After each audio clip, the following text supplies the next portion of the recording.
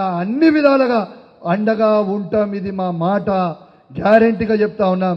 ఇలా మీకు పోలీసు వాళ్ళు కొంచెం ఇబ్బంది పెడుతున్న సబ్జెక్ట్ మాకు కూడా తెలుసు, కానీ వీళ్ళతో ఏం అయ్యేది లేదు, పీకేది ఏం లేదు. మళ్ళా మేము వచ్చిన తర్వాత బిడ్డ మిత్తితో సహా వసూలు చేస్తాం, జాగ్రత్తగా ఉండుర్రి.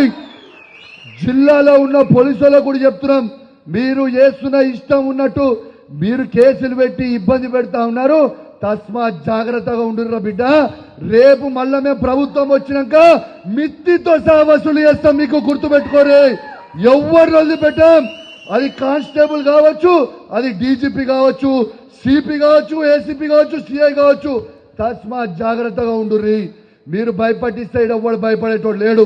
మేము అన్యాయం చేసేటోళ్ళ మోరం కాదు.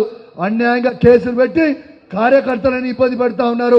బిడ్డ మళ్ళా మీరు కూడా జైలు పోయే రోజు వస్తుంది, రాసి పెట్టుకోరు. ఇది జాగ్రత్తగా ఉండురని చెప్పి సందర్భంగా పోలీసు వాళ్ళకు కూడా ఈ వేదిక ద్వారా